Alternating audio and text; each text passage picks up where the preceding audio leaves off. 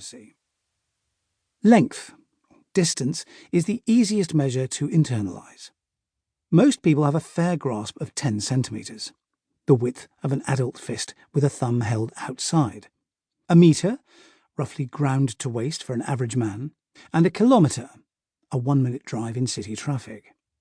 Common speeds, distance, time, are also easy.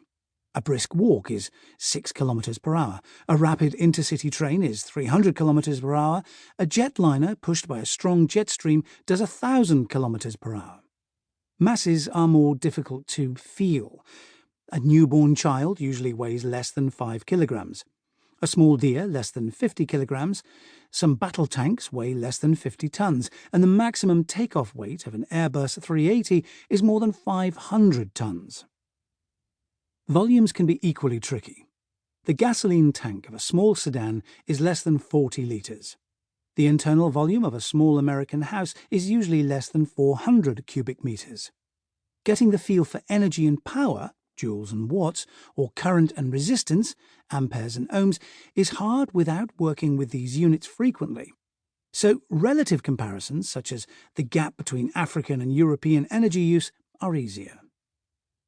Money presents different challenges.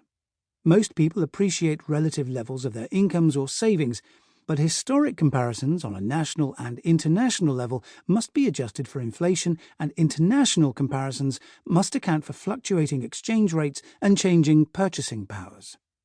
And then there are qualitative differences that cannot be captured by numbers, and such considerations are particularly important when comparing food preferences and diets. For example, carbohydrate and protein content per 100 grams may be very similar, but what passes for bread in an Atlanta supermarket, pre-sliced soft square shapes packed in plastic sleeves, is quite literally an ocean apart from what a maître boulanger or a bookmeister would display in their shops in Lyon or Stuttgart. As numbers get bigger, orders of magnitude, tenfold differences, become more telling than the specific figures. An Airbus 380 is an order of magnitude heavier than a battle tank. A jetliner is an order of magnitude faster than a car on a freeway, and a deer weighs an order of magnitude more than a baby.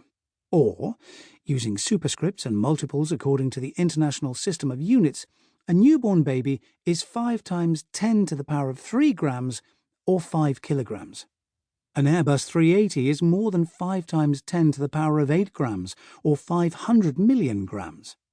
As we get into really big numbers, it does not help that Europeans, taking the French lead, deviate from scientific notation and do not call 10 to the power of 9 a billion, but, vive la différence, 1 milliard, resulting in une confusion fréquente.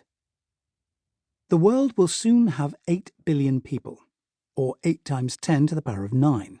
In 2019, its economic output, in nominal terms, was about $90 trillion, or $9 times 10 to the power of 13, and it consumed more than 500 billion billions of joules of energy, 500 times 10 to the power of 18, or 5 times 10 to the power of 20. The good news is that mastering much of this is easier than most people think. Suppose you put down your mobile phone. I've never owned one, nor felt like I was missing out, for a few minutes a day, and estimated the lengths and distances around you, checking them perhaps with your fist, remember about 10 centimetres, or, after picking your mobile back up, through GPS. You should also try to calculate the volumes of objects you encounter. People always underestimate the volume of thin but large objects, and it is an outright entertaining proposition to calculate, without any electronic help, the differences in orders of magnitude as you read about the latest national income inequalities between billionaires and Amazon warehouse packers. How many orders of magnitude separate their annual take? Or as you see a comparison of average national per capita GDP rates. How many orders of magnitude is the United Kingdom above Uganda? These mental exercises will put you in touch with the physical realities of the surrounding world while keeping your synapses firing. Understanding numbers simply takes a bit of engagement.